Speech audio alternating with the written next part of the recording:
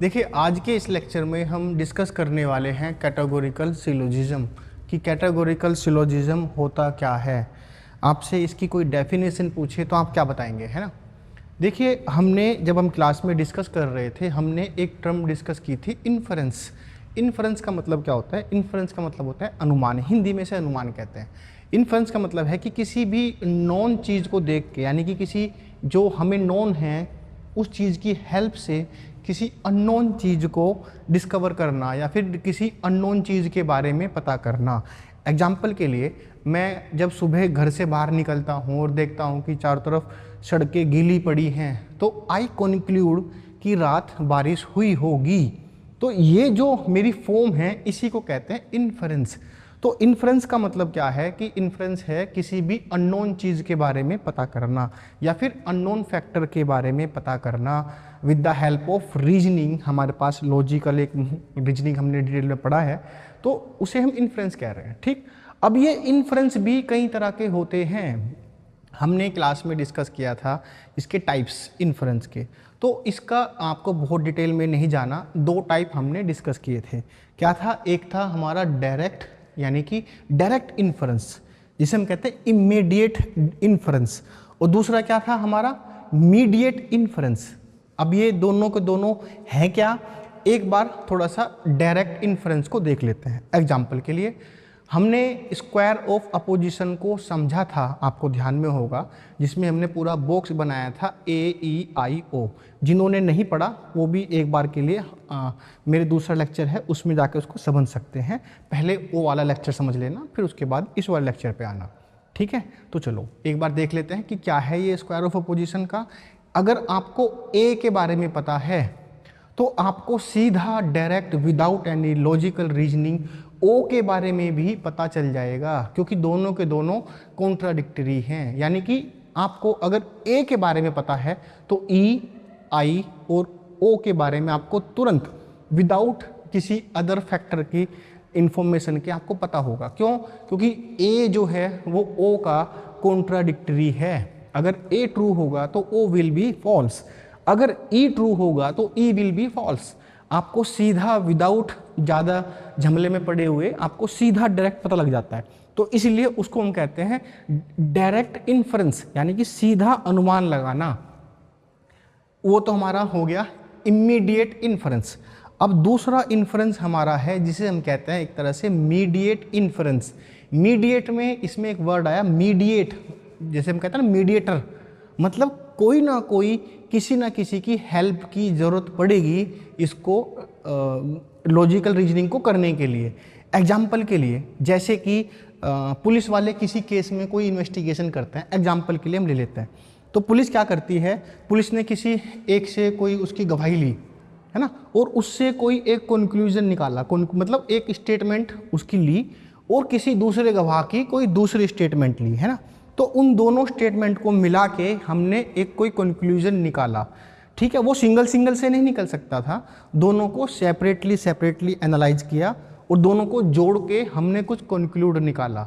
तो उसे हम कहते हैं मीडिएट इन्फरेंस, क्योंकि एक दूसरे के लिए वो मीडियम की हेल्प कर रहे हैं। एक स्टेटमेंट से कोई कंक्लूजन नहीं निकलेगा, लेकिन जब आप दूसरी उसके साथ कोई प्रोपोजिशन जोड़ते हैं तो दोनों को जोड़ने के बाद एक तीसरी कंक्लूजन आपका बनता है, तो उसे हम कहते हैं मीडिएट इन्फरेंस। इसका एक एग्जाम्पल देख लेते हैं कि कैसा है। आपको एग्जाम में भी सीधा अगर आए तो कुछ इस तरह का एग्जाम्पल लिख देना है। क्या? जैसे कि मैंने लिखा क्या कि ऑल मैन आर मोर्टल, ये आपकी पहली प्रोपोजिशन है। ठीक, सेकंड प्रोपोजिशन क्या हुई? All professors are man. आपके पास अभी दो प्रोपोजिशन है ना। तो आपने देखा कि इसमें मैन और मैन दोनों यहाँ कॉमन है ना। तो क्या हुआ कि अगर ऑल मैन आर मोर्टल हैं, कि अगर सारे ही इंसान अमर हैं, और वो ये कह रहा है कि ऑल प्रोफेसर्स आर मैन, यानी प्रोफेसर भी मैन हैं, तो कंक्लूजन क्या हमारा हो सकता है? हमारा कंक्लूजन हो सकता है therefore all professors are mortal, क्योंकि दोनों आपस में लिंकिंग है। मैन टू मैन हमने लिंक कर दिया, प्रोफेसर्स आर मोर्टल, तो हमने क्या बना दिया? All professors are mortal. तो ये आपके इसका कैटेगोरिकल सिलोजिज्म का एक स्टैंडर्ड एग्जाम्पल है, आप इसको अपने एग्जाम में लिख सकते हैं। तो अभी तक हमने कितना कवर कर लिया, हमने एक सीख ली इसकी डेफिनेशन कि अगर आपसे एग्जाम में पूछा जाए कि कैटेगोरिकल सिलोजिज्म की डेफिनेशन क्या है, तो आप क्या कहेंगे, it's a type of inference.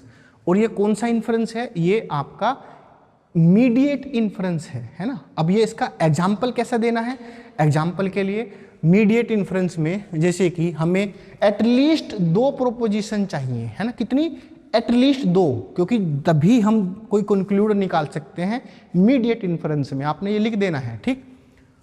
Example मैंने आपको बता दिया है। अच्छा, अब इसमें एक खास बात थोड़ी जानने वाली है, क्या कि इसकी स्टैंडर्ड फॉर्म क्या है, ऑल मेंस आर मोर्टल। हमने जब स्क्वायर ऑफ अपोजिशन समझा था तो उसमें हमने एक बात को बड़ा ध्यान से देखा था, क्या, ऑल एस इज पी। जहाँ भी ये ऑल एस इज पी हम लिख रहे थे तो इसका मतलब क्या था, एस का मतलब क्या है, जस्ट एंड सिंबल, पी का मतलब क्या है, जस्ट एंड सिंबल। तो इसमें हम कुछ भी डाल सकते थे, क्या, जैसे ऑल डॉग्स आर एनिमल, है ना, ऑल मैंस आर मोर्टल या इमोर्टल, जो भी हमने वर्ड डालने थे। वोकैबुलरी हमारी थी, लेकिन उसकी स्टैंडर्ड फॉर्म क्या है, ऑल एस इज पी। ये वाली जो फॉर्म है उसकी स्टैंडर्ड फॉर्म है।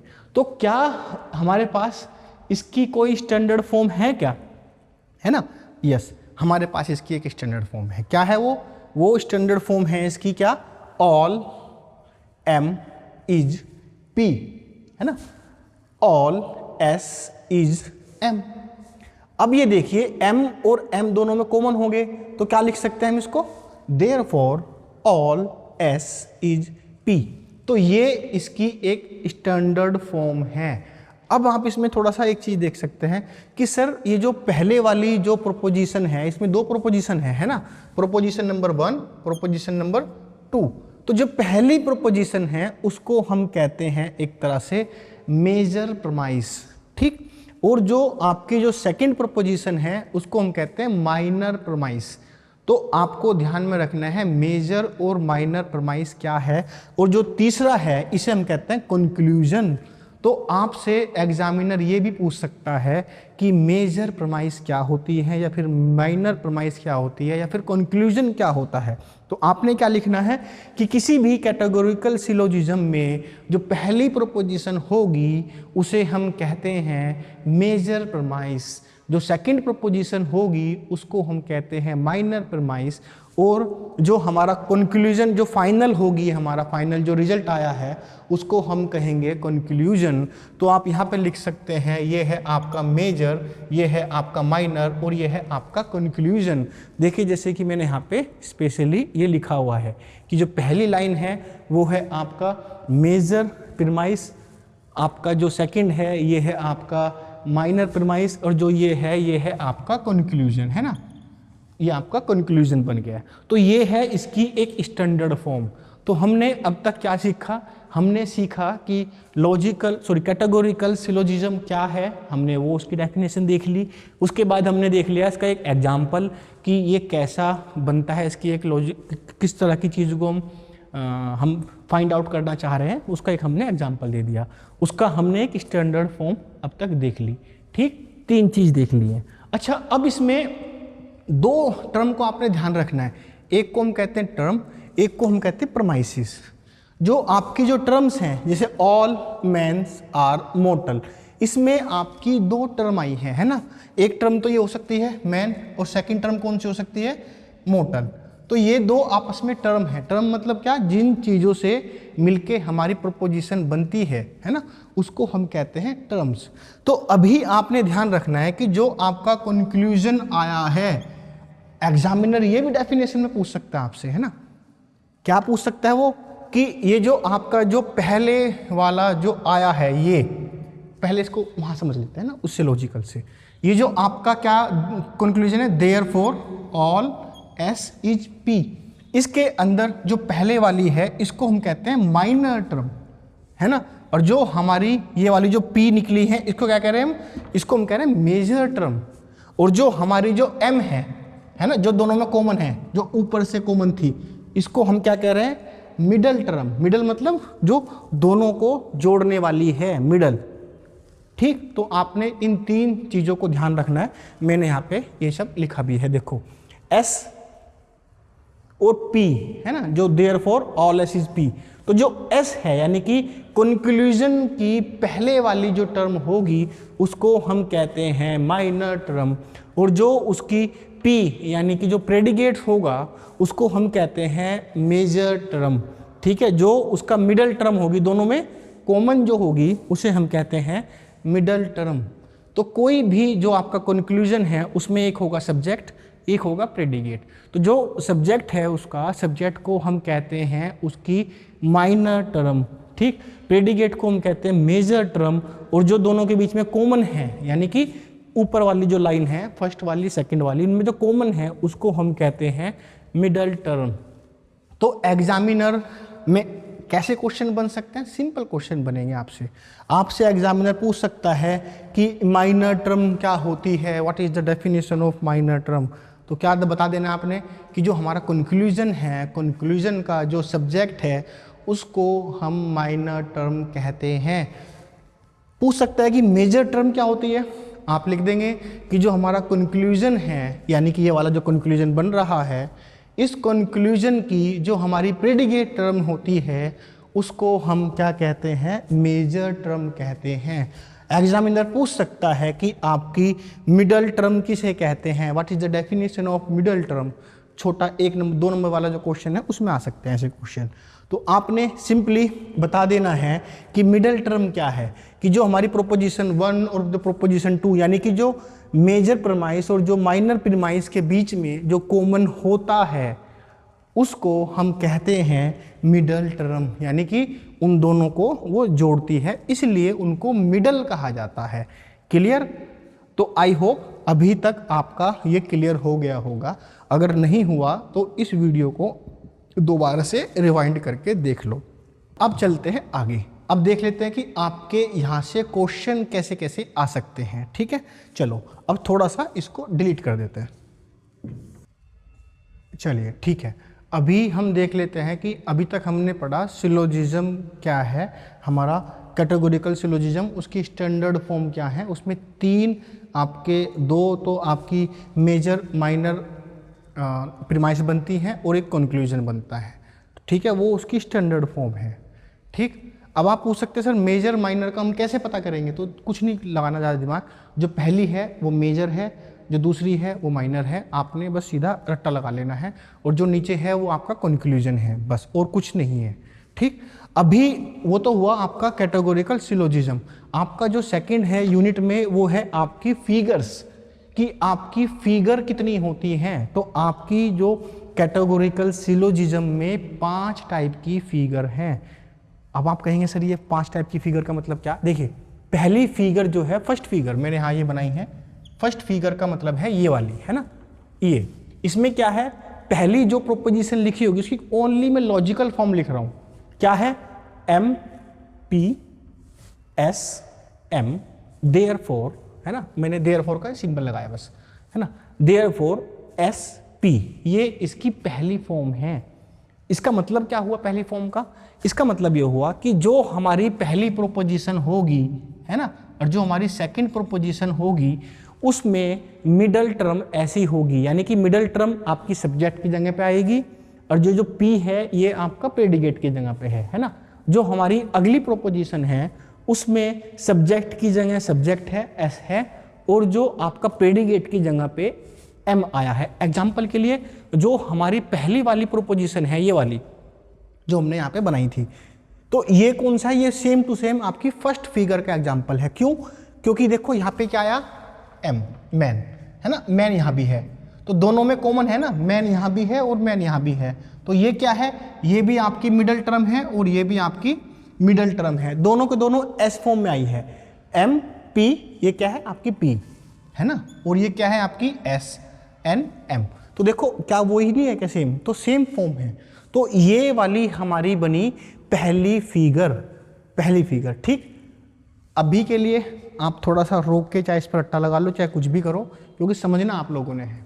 ठीक, सेकंड क्या बनेगी? सेकंड की जो लॉजिकल फॉर्म होगी वो कुछ ऐसी होगी कि पहली जो आपकी प्रोपोजिशन है ना, first proposition, second proposition, conclusion सब में सेम बनेगा, क्योंकि मिडल टर्म तो हम केवल जॉइंट के लिए ले रहे हैं, वो फाइनल कंक्लूजन में नहीं आती। ठीक, क्या है पहली प्रोपोजिशन P और ये क्या है मिडल टर्म, अगली में क्या है S, ये क्या है मिडल टर्म, देन कंक्लूजन ये हो गया। तो टोटल आपकी 4 प्रोपोजिशन है, ये मैं 4 इसकी क्या बनेगी फिगर्स बनेगी।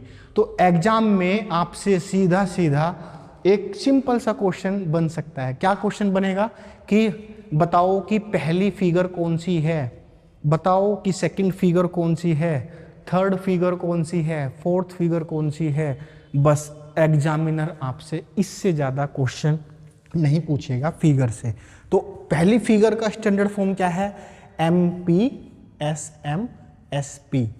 ठीक, आपको ये लिख देना है कि ये आपकी फर्स्ट फिगर का एक लॉजिकल फॉर्म है।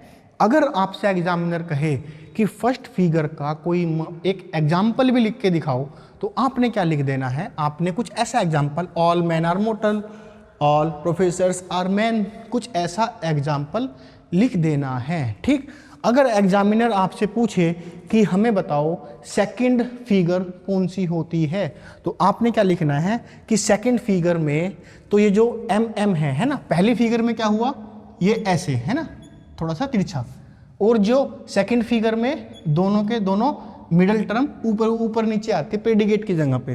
थर्ड फिगर में क्या होता है, ये जो है ये पहले बन जाती है ना, यानी कि मिडल टर्म सब्जेक्ट की जगह पर आ रही है पहले पहले, और जो आपकी फोर्थ है, फोर्थ में क्या बन जाता है ऐसे। तो देखो ध्यान रखना, पहले वाली जो फिगर है उसमें क्या बनती है मिडल टर्म कुछ ऐसे है ना, ऐसे ऐसे। फोर्थ वाली में क्या बनती है इसके अपोजिट।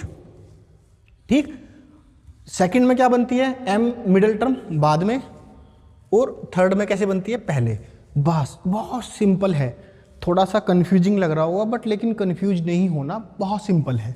याद रख लेना है चारों की चारों फिगर को कौन सी है। अच्छा, अब आप कहेंगे सर ये फिगर तो हमें समझ में आ गया है ना, फिगर कुछ नहीं है, बड़ा काम नहीं है, ओनली 4 फिगर है।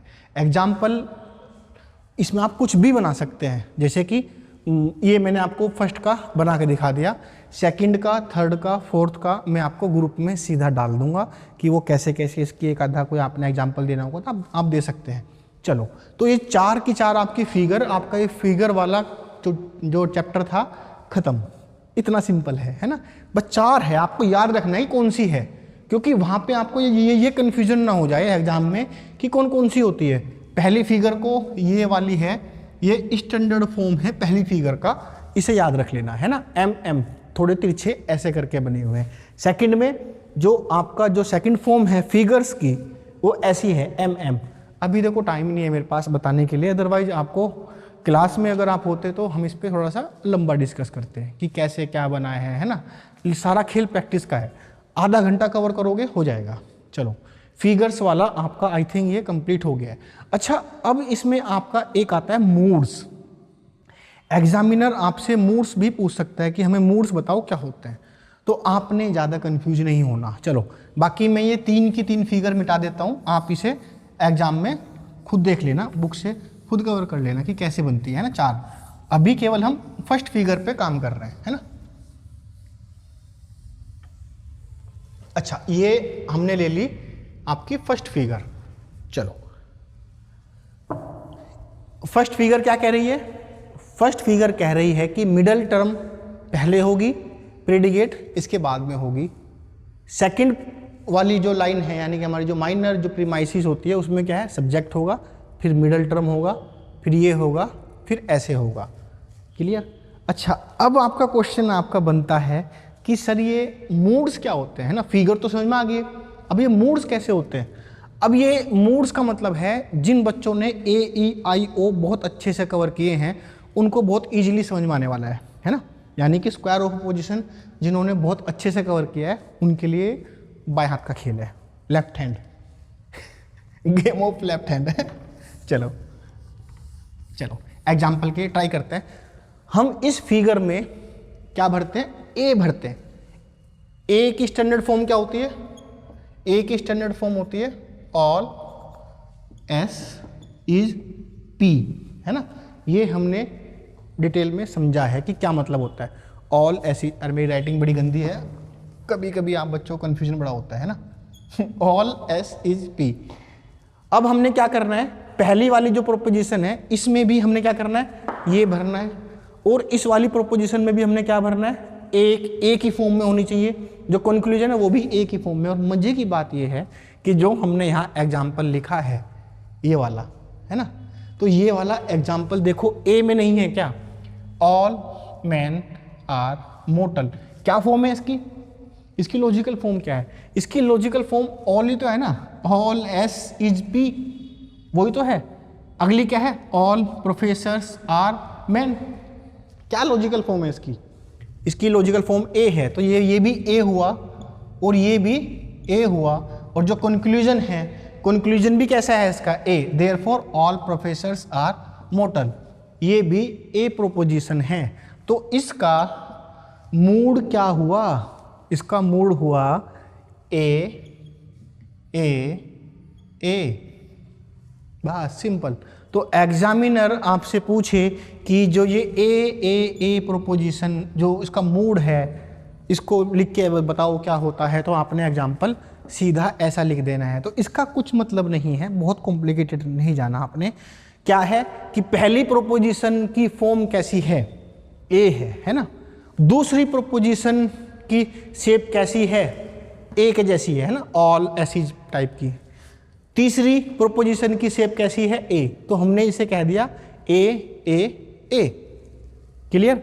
अच्छा, एग्जाम्पल के लिए हम एक केस और बना लेते हैं। क्या, मैं आपकी जो मैंने एक ग्रुप में पीडीएफ शेयर किया होगा, उस पीडीएफ को जरा थोड़ा ध्यान से देखिए, है ना। हाँ, इस ग्रुप में जब हमने ये लिखा है कि वो ये कह रहा है कि मूड्स बताओ पहला, तो पहले वाले मूड की यानी कि फिगर 1 की जो हम प्रोपोजिशन बना रहे हैं, मतलब फर्स्ट प्रोपोजिशन लिख लेते हैं। क्या है इसकी फर्स्ट प्रोपोजिशन, मैंने ग्रुप में मैसेज में डाला है, मैं इसको ऊपर स्क्रीनशॉट में लगा दूंगा, मैं किसका ये एग्जांपल लिख रहा हूँ। ऑल एम इज पी, है ना, ऑल एम इज पी। और दूसरी प्रोपोजिशन हमारी क्या है, दूसरी प्रोपोजिशन क्या है कि all S is M, therefore conclusion क्या है हमारा, ऑल एस इज पी, है ना। तो ये क्या हुआ, ये हमारा मूड हुआ, जिसमें इसकी लॉजिकल फॉर्म ऐसी है ना, ये जो प्रोफेसर्स मेंस वगैरह लिखा है वो सब क्या है, आपने वोकैबुलरी लिखी है, लेकिन यहाँ पे इसका जो लॉजिकल स्टैंडर्ड फॉर्म ऐसा बनेगा, है ना, all M is P, all S is M. अब ये एम पी क्या है सर, ये एम पी कुछ नहीं है, ये जो मिडिल टर्म है ना, इनको हम यहाँ पे ऐसा लिख दिया सेम टू सेम। देखो है नहीं क्या, यही वाली टर्म जो वहाँ बिल्कुल स्टैंडर्ड फॉर्म क्या है, वो क्या है, फिगर। अब ये क्या है, मूड। आपने कंफ्यूज नहीं होना, कोई पूछे फिगर क्या है, तो फिगर तो वो है, लेकिन इसका मूड क्या है, मूड ये है। अब आप कह सकते हैं सर हमें ना ये ए नहीं चाहिए, है ना, ये ए है, और ये भी कंक्लूजन भी क्या है, ए भी ए है इसका। देखो है नहीं क्या, ऑल ऑल ऑल, और दोनों पॉजिटिव हैं तीनों, तो क्या होगी, ए। अच्छा, अब इसमें से आप कहे कि सर हम तो एक काम करते हैं, हम बनाते हैं इसकी इस वाली जो सेकंड वाली है इसको चेंज कर देते हैं। क्या बनाते हैं, कोई ऐसी फिगर, अब वो वैलिड है इनवैलिड है मैं उस पर नहीं जा रहा हूँ, जस्ट समझाने के लिए बता रहा हूँ, है ना। क्या बना दिया मैंने इसको, 9 एस इज एम, है ना। तो अभी इसमें क्या कंक्लूजन बनेगा, इसका तो कंक्लूजन यही है, ठीक। तो अभी अगर एग्जाम्पल के लिए अगर हमने कोई ऐसा मूड बनाया तो ये क्या बनेगा, ऑल एम इज पी, ये क्या है, ए प्रोपोजिशन। अब ये नो एस इज एम, ये कौन सी प्रोपोजिशन है, ये है ई, तो ये क्या होगी, ई, और जो कंक्लूजन है ये क्या है, ए। तो इसका मूड कैसा बन गया, अब ये वैलिड है या इनवैलिड हम उस पर बिल्कुल नहीं जा रहे हैं, जस्ट एक समझाने के लिए समझा रहा हूं। तो इसका मूड कैसा बना, इसका मूड बन गया ये क्या, ए ई ए, ये इसका मूड हुआ। टेक्निकल सही है गलत है हम उस पर बिल्कुल नहीं जा रहे अभी, बस आपको मैं समझाने के लिए कह रहा हूं कि मूड का मतलब क्या है। मूड होता है जब आप इसको प्रोपोजिशन भरते हैं, वो ए प्रोपोजिशन भरी, आई भरी या ई भरी, है ना। एग्जाम्पल के लिए अगर आप इसे ऐसा भर देते, मान के चलो हम ई ना बना के हम इसे यहां बना देते क्या, सम एस इज एम, है ना। अगर मैंने इसको ऐसा लिखा होता और कंक्लूजन में ऑल वाला निकाल सकता हूँ क्या, शायद नहीं निकाल सकता। तो हम चेक करेंगे अभी, है ना, कि क्या बनेगा कि नहीं, वैलिड है कि इनवैलिड है। लेकिन अभी के लिए ये क्या बन गई थी, प्रोपोजिशन आई प्रोपोजिशन। अब ये कंक्लूजन क्या हो गया था, कंक्लूजन अगर ये ए ही है तो हम इसे ए कह देंगे, है ना। तो ये मूड क्या बन गया इसका, ए आई ए। अगर इसका कंक्लूजन ऑल में ना आके इसका कंक्लूजन सम में आ जाए, है ना, क्या बन जाए, सम एस इज पी। अब तो ये ए नहीं है ना, क्या है ये, आई। तो अब इसका मूड क्या बन गया, अब इसका मूड बन गया ए आई आई, है ना। तो ये इसका मूड है। तो अभी मूड क्या होते हैं, मूड जो हमने फिगर बनाई है, फिगर में ये एम पी एस जो ये जो फॉर्म है स्टैंडर्ड वाली, इसमें जब हम कोई प्रोपोजिशन भरते हैं, ठीक, और वो प्रोपोजिशन अगर ए वाली है दोनों की दोनों, तो कंक्लूजन भी ए वाला ही बनेगा। तो कैसी बन गई, ए ए ए। अगर हमारा प्रोपोजिशन मान के चलो, अभी तो हमने क्या बना रहे हैं, ऑल एम इज पी, यानी कि ये ए है, ये आई और कंक्लूजन भी आई, तो क्या बन गया, ए आई आई। तो आप इससे कितनी वो बना सकते हैं, आपके पास 4 प्रोपोजिशन हैं, तो आप इसको ऐसा भी बना सकते हैं। देखो टेक्निकल गलत होगा, हमने टेक्निकल पे बिल्कुल नहीं जाना, अभी हम केवल बनाना सीख रहे हैं कि क्या हम मूड से हम कहना क्या चाहते हैं। मूड से हम ये कहना चाहते हैं कि अगर मेरी पहली प्रोपोजिशन है क्या, नो एम इज पी, अगली भी प्रोपोजिशन है मेरी नो एस इज एम, ठीक। और जो हमारा कंक्लूजन है वो भी सेम आ गया, है ना, ई में ही है, क्या है वो, नो एस इज पी। तो पहली प्रोपोजिशन क्या है, ये पहली प्रोपोजिशन है हमारी ई, है ना। सेकंड वाली क्या है, ये भी ई। तो ये कंक्लूजन क्या है, ये भी ई। तो मूड क्या हुआ, मूड हुआ हमारा ई ई ई, ये हमारा मूड हो गया। अब ये वैलिड है या इनवैलिड है हम इसको बाद में देख लेंगे, अभी शायद आपका उतना डिटेल्स में आएगा भी नहीं। आपने एग्जाम पर्सपेक्टिव से केवल इतना ही समझ लेना है कि मूड किसे कहते हैं।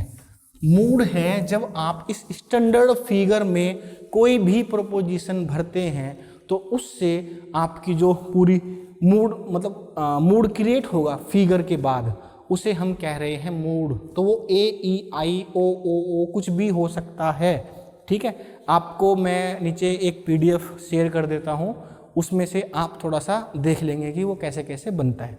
चलो एग्जाम्पल के लिए इसमें कुछ दिए होंगे आपको करने के लिए ना, प्रैक्टिस सेट कुछ नीचे दिया था, देख लेना। हाँ जैसे इसने देखो खुद भी दिया है ना, ये देखो कौन सा दिया है कि स्टैंडर्ड फॉर्म कंक्लूजन सारे इसने बताए हैं इन ए मूड, सारा इसने दिया हुआ है आपको। जैसे कि इसने ये दिया है क्या कि सेकंड फॉर्म में है ए ई ई, यानी कि सेकंड वाली फॉर्म कौन सी थी फिगर की, ध्यान करो कौन सी थी, सेकंड वाली थी कि इन दोनों में एम एम यहाँ आ जाएगा, एम एम यहाँ आ जाएगा, है ना। तो यहाँ पे क्या हो जाएगा पी, यहाँ पे क्या हो जाएगा एस। तो वो जो बनाया था वो जो हमारी फॉर्म थी पहले वाली, उससे हम इसको कंक्लूड कर लेंगे। चलो अभी के लिए, चलो यार मैं डिटेल में नहीं जाता, आप खुद देख लेना, अदरवाइज बहुत ज़्यादा पजल हो जाएगा आपका खेल, ठीक है। चलिए एग्जाम्पल के लिए चलो मैं सेकंड का मैं दिखा देता हूँ। इसने जो मूड बनाया ये वाली, कौन सा मूड है इसका, ए ई ई। अब ये कह रहा है कि इस मूड को आपने बताना है कि सेकंड फिगर में बताना है। अब ये जो है आपका फर्स्ट फिगर में भी हो सकता है, सेकंड में भी हो सकता है, थर्ड में भी हो सकता है और फोर्थ में भी हो सकता है, किसी में भी हो सकता है। ये क्या है, मूड, ठीक, मूड से। अब इस मूड को इसने आपके एग्जामिनर ने जो PDF दिखाई है, मैं इसे डिस्प्ले पे भी शो कर दूंगा ऊपर, ये इसने दिखाई है, इसको सेकंड फिगर में पूछ रहा है। वो देखो पूछा ना A जो मूड है in the second figure is expressed as, क्या बनाया इसने, इसने बना दिया ऑल P इज M, है ना। और अगला क्या बन गया, नो S इज M, ठीक। देयरफॉर कंक्लूजन क्या है, नो S इज P। क्या मूड बना है इसका, ये सेकंड फिगर में है, लेकिन इसका मूड क्या है, ये क्या है A, ये क्या है E, कंक्लूजन भी क्या है E, तो ये मूड आ गया है। तो आपको मैं थोड़ा सा अगर मैं समराइज कर दूं तो एग्जामिनर यहाँ से क्या क्वेश्चन पूछ सकता है। एग्जामिनर आपसे एक तो इसकी डेफिनेशन कैटेगोरिकल सिलोजिज्म क्या है वो पूछ सकता है, डेफिनेशन बताओ, और उसका एक एग्जाम्पल दो। एग्जाम्पल क्या देना है आपने, ये इसी को रट लो, चाहे यही एग्जाम्पल दे देना है, ठीक। तो ये हुआ आपका कैटेगोरिकल सिलोजिज्म। अब इसमें भी दो चीज़ थोड़ी सी ध्यान में रखने वाली है, क्या है, पहली जो प्रोपोजिशन है इसको मेजर, जो दूसरी प्रोपोजिशन है इसको माइनर, और जो तीसरी जो कंक्लूजन है इसको कहते हैं कंक्लूजन, ठीक। Major premise, minor premise and conclusion, ये तीन आपने ध्यान रखना है, प्रीमाइस ध्यान रखना है, ठीक। अगला आपकी जो ये टर्म बनी है ना, ये वाली टर्म बनी है, जो कंक्लूजन के अंदर जो हमारा सब्जेक्ट होता है उसको कहते हैं माइनर टर्म, रिपीट कर रहा हूं। और जो आपका जो इसका जो प्रेडिकेट है उसे हम कहते हैं मेजर टर्म, और जो आपका जो फाइनली दोनों में कॉमन है उन्हें हम कहते हैं मिडल टर्म। अब तक हमने ये सीखा, आपको ये सिंपल लिख देना है, ठीक। उसके बाद एग्जामिनर आपसे 4 फिगर्स के बारे में पूछेगा कि 4 की 4 फिगर कौन सी होती है, बता दो।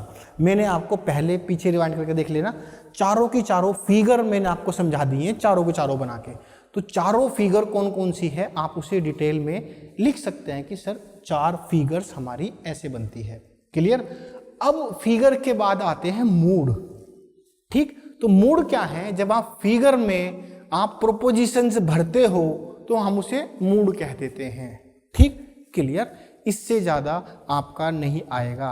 वो क्या है, आपको कुछ एक वैलिड मूड होते हैं, कुछ इनवैलिड मूड होते हैं। थोड़ा सा अगर एग्जामिनर बाय चांस अगर कुछ इस तरह के क्वेश्चन पूछ लेता है तो थोड़ा सा आपने ध्यान रखना है। एग्जाम्पल के लिए हम थोड़ा सा देख लेते हैं ना, वैलिडेशन कैसे निकालते हैं किसी भी मूड का, लेकिन आपने इस पर बहुत ज़्यादा स्ट्रेस नहीं डालना। कोई अगर चाहता है अपना आपको बैकअप में रखना कि भाई कोई भी क्वेश्चन आ जाए गलत ना हो जाए, तो वो ट्राई कर सकता है इस चीज़ को। चलो हम एक बार इसका वैलिडेशन चेक करते हैं कि हम किसी भी मूड का वैलिडेशन कैसे चेक करते हैं। तो आप जो इसने एग्जामिनर ने बुक में आपको दिया है, इसका पहले वाले का हम वैलिडेशन चेक कर रहे हैं, ठीक। क्या लिखा है पहले वाले का syllogism, all M is P, ठीक। अगली क्या है, all S is M, therefore क्या है, ऑल S इज P। ये आपका मूड है, ठीक है जी। अब इसको, अब ये कैसा मूड है, A है ना, ट्रिपल ए है ना, हाँ ये भी A है, ये भी A है और ये भी A है। और मजे की बात ये कि कौन सी फिगर है, फिगर कौन सी है, फिगर कैसे पता करेंगे, फिगर पता करेंगे हम ये मिडिल टर्म से, है ना। ये ऐसे मिडिल टर्म बन रही है तो पहली फिगर है, ठीक, वो ऊपर अभी लिखी हुई है। तो फिगर आपको मिडिल टर्म देख के पता कर लेनी है कि ये कौन सी फिगर है। चलो इसकी वैलिडेशन चेक कर रहे हैं। क्या आपको एग्जाम में शायद इतना नहीं आएगा डिटेल में, लेकिन मैं फिर भी क्योंकि मुझे बैकअप में रखना है तो मुझे तो कराना पड़ेगा, है ना। ऑल M इज P, इसका जरा एक जो हमने डायग्राम बनाया था जरा बना के देखते हैं एक बार, क्या बनेगा इसका। All M is P, M is P, है ना। ये क्या है हमारा M और ये क्या है P, है ना। ऑल M इज P, ऐसे था ना इसका जो हम बनाते हैं। और अगले वाले क्या है, ऑल S इज M, यानी कि सारे S M हैं, तो ये कहाँ बन जाएगा, S, ऐसे, ये क्या है S, ठीक। अच्छा कंक्लूजन क्या कह रहा है, कंक्लूजन कह रहा है कि ऑल S इज P। क्या ऑल S इज P है क्या, चेक कर लेते हैं, है ना। हाँ जी, ये रहे S और ये रहे P, यस सारे S P हैं। तो इसका मतलब क्या हुआ, ये हमारा वैलिड मूड हुआ। अगर ये हमारा उसमें वैलिड ना बैठता, अगर मान के चलो हमारा S कुछ हिस्सा बाहर आ जाता है ना यहाँ पे, तो क्या हो गया था, ये इनवैलिड हो गया था। लेकिन इस वाले केस में ये ठीक आ रहा है। तो इस तरह से हम किसी भी चीज़ की वैलिडिटी चेक कर लेते हैं, देख लेते हैं कि वैलिड है या इनवैलिड है। चलो अभी हम आगे बढ़ते हैं। अब ये आपका खत्म हो गया, वैसे कुछ नहीं रहा इसमें। एग्जामिनर अब आपसे क्या पूछ सकता है, अब आपकी जो पीछे टेस्ट सीरीज दी हुई है ना, ग्रुप में एक्सरसाइज करने के लिए दिया है, एग्जामिनर के क्वेश्चन आपके यहाँ से बनने वाले हैं। ठीक, चलो अब थोड़ा सा नीचे स्क्रॉल कर लेते हैं पीडीएफ को। हाँ, एक्सरसाइज पहले तो वो ये पूछ रहा है डिफाइन सिलोजिज्म क्या होता है, explain the nature and structure, example, suitable example देना है। कुछ नहीं है, वही जो मैंने आपको बताया अब तक का वही है। ठीक, what meant by figure speech explain ही सेम वही है, इलस्ट्रेट योर आंसर। ठीक, identify major term, minor term, middle term of the syllogism. हाँ, आगे ना आपका जो आपका तीसरा जो आपका इसमें पीडीएफ में एग्जाम्पल दिया है, ग्रुप में मैं शेयर कर दूंगा, देख लेना। इसमें क्या लिखा है, identify major term, minor term and middle term. इसमें आपने आइडेंटिफाई करनी है कि कौन कौन सी इसमें मेजर है, माइनर है, कौन सी है। तो पहले वाले एग्जाम्पल में क्या दिया है, ऑल लॉजिशियन आर मैथमेटिशियन। ठीक, दूसरी प्रोपोजिशन क्या है, some mathematicians are musician. Therefore conclusion में क्या दिया है, सम म्यूजिशियन आर लॉजिशियन।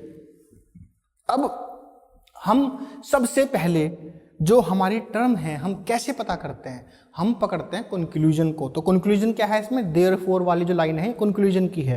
तो इसमें म्यूजिशियन जो वर्ड आया है ये क्या है, ये है हमारी माइनर टर्म। ठीक, लॉजिशियन ये क्या है हमारी, क्योंकि म्यूजिशियन आर जो उसकी प्रेडिकेट है उसे हम क्या कहते हैं, मेजर टर्म।